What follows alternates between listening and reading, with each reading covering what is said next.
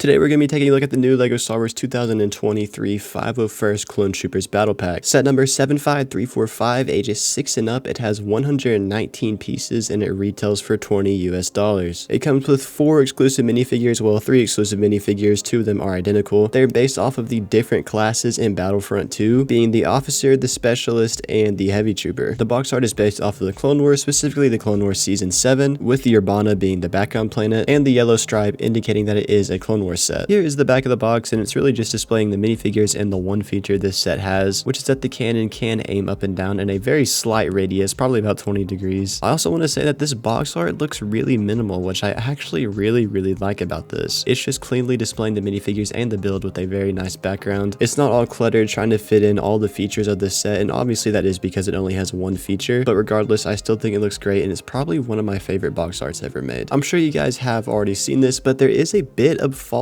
advertising on this box. If you look at the minifigure on the left, you can see that his rangefinder is placed below the actual hole that it is supposed to go into. I'm pretty sure LEGO did this to make it look more like universally accurate, because the actual holes are placed a little bit too high on the helmets, but in the end it really is just false advertising, because when you do put the actual rangefinder on the helmet, it does not look like this. So hopefully LEGO will fix this problem in one of their future production lines of this set. Here are the instruction manuals, and again it's just the bland white and gray background with an even worse render on the front than the TIE Bomber had. Although I do like this on the inside. You can see that there is like a little minifigure right there that's walking across the pages. I do kind of like that, but really overall I do not like how bland and boring these instruction manuals are. Here is the first minifigure, which is the Officer, and guys, I do have to say I really like these minifigures. He's got some very nice blue markings on his torso and his legs, although the one big downside about this figure is that, as you can see on the sides of his legs, there are 2 lines going down that are supposed to represent his waist cape, and there's no printings on the side of the legs or the back of the legs. It's just the front. I don't know why LEGO did this when they could have just included a physical waist cape. I wish they would have done that, but instead we just get 2 printed lines down the front of the legs, and it looks pretty out of place. Here's the back. There's not really a whole lot going on here, just a blue plate and a blue belt. For some reason the blue belt does look a little bit odd to me. I know it is accurate, for some reason it just doesn't look right. I mean, I'm not saying it looks bad, it just looks kind of odd. Back to the front of the minifigure, we do have the rangefinder here, which is a little bit frustrating to adjust to its downward position. As you can see, you can't have it up and then just push it down on its own. It will almost always, pretty much all the time, just break off. So instead, you actually have to take it off and then put it back on in its downward position. And honestly, it is kind of frustrating to do because you have to put it in the perfect spot. But obviously, once you get it right, it does look pretty good. And underneath his helmet, he just has a normal flesh-toned head with a kind of stern-looking face. The skin tones on these heads are darker than the older ones, as you can see here, and I actually really like that. I feel like it makes the minifigure as a whole kind of more like saturated and more vibrant, and it makes the figure just feel a little bit less gray and bland, even though the old ones are outstanding. Second, we have the Heavy Trooper, which also looks absolutely amazing. In my opinion, this is the second best figure that comes in this set. It looks a little bit better than the Officer, but it's still not as good as the Sniper, which we will get to in a little bit. The figure has a really nice chest print with a strap going across the front, and it does have what I'm pretty sure is supposed to represent a pauldron on the top right shoulder. Obviously, it does have a visor that you can move up and down, and if you didn't notice before, the helmets between the Officer and the Heavy Trooper are different. The Officer has the normal 501st helmet print, as the Heavy Trooper has a more unique helmet print with thicker blue lines on it. Moving on to the back of the figure, he does wear just a normal backpack with a Republic logo on it. I really like this because it does make it look pretty accurate to the actual Heavy Trooper in Battlefront 2. And then underneath his backpack, he does have some pretty nice back printing with a strap going all the way across his back, and unlike the Officer, he has a white belt, which again just makes the blue belt on the Officer feel a little bit more out of place, but regardless, they both look good. And as I mentioned earlier in the video, you do get 2 of these figures in this set, and they both look really good. I also forgot to mention that they come with these really nice blaster pieces. I'm not sure what they're supposed to be. They kind of look like sawed-off shotguns, but I'm actually pretty sure they're supposed to be some type of SMG like in the game. And last but certainly not least, obviously, we have the Specialist Trooper. And guys, this figure with the micro binoculars looks really good. And yes, in case you were wondering, they can fit on every single clone trooper that has holes on the side of the helmet. Ranging from the Clone Wars 2008 version to the ARC Trooper to the 2013 Phase 1 version, any clone trooper that has holes on the side of the helmet can wear these macro binoculars. Anyways, back to the figure himself, he does have the same chest printing as the Officer. The only difference is that he has the 2 yellow markings on the top left corner of his chest. He also comes with a sniper rifle that has an extension on it, as you can see here. And I gotta say, this figure just looks really nice. One of the things I don't like though is that the macro binoculars themselves are a little bit bland. I know obviously they didn't add any color to them because they wanted them to be universal between all the clone troopers, but I really think the least they could have done is add a black stripe right across the front. And since they didn't do that, it kind of makes the piece look like a prototype. I know this piece is most likely not going to be remade for a long time, but if it does get remade in the near future, I really hope they add more details to it. Moving on to the back of the figure, there's really nothing to see here. It's pretty much just the exact same print as the officer minus all the blue markings. Here's the build that is included in this set, and as you can see, there's not a whole lot going on here. The legs can move and so can the cannon. It can point up and down. Like I said, it's a very small radius. As you can see, it can't even point down. It kind of can just go up and then to a level position, and then obviously it does have a spring-loaded missile on the back of it. I do have to say the detail on the side of the cannon is really nice. It's kind of unexpected for a battle pack vehicle to have this much detail on it. And if you can't tell, this kind of is an updated version of the 2012 ARC Trooper battle pack vehicle, and it's also sort of a mini version of the AV7 anti-vehicle cannon, or even a microfighter version of it. And as you can see here, the legs can pretty much be adjusted into any position that you want. Obviously there is a seat on the side of the cannon that you can fit your clone trooper into. It's kind of weird because there's no studs. It's kind of just a panel piece that he slides into, and there's not even a control panel for him, but nevertheless it does work pretty well as he stays in there pretty snug. Here it is next to the actual AV7 cannon, and as you can tell, it pretty obviously is just a miniature version of it. It's almost designed the exact same way. It even has the same details around the legs and on the side of the cannon, obviously lacking some stuff because it's not as big. And here it is next to the 2012 ARC Trooper battle pack vehicle, and like I said, the 2012 one was really the precursor to the new one we have today. Obviously it's a little bit less advanced, but you really can't tell where some of the inspiration came from. Now my final thoughts on this set as a whole is that it's very good, and honestly I think it's even better than the TIE Bomber. There was clearly some thought put into this set, and it's not as lazy as the TIE Bomber was because there was a lot of things lacking in that, especially in the play features of the actual build. But in this set, it's just perfect. The minifigures are perfect, the accessories are perfect, the vehicle's pretty decent. Actually, it's not pretty decent. The vehicle's actually really good. I really like how they based it off of the different classes in Battlefront 2. I think that was a great idea. And honestly, yeah, this set is just great. I'm about to give it at least a 9 out of 10, maybe even a 9.5 out of 10. Obviously, there were a few downsides, like on the leg printing with the officer, and how the macro binoculars are pretty bland and almost look like a prototype. But that's really just 2 flaws in a set that could have many, and it doesn't. So yeah, this is definitely the best set out of the winter wave.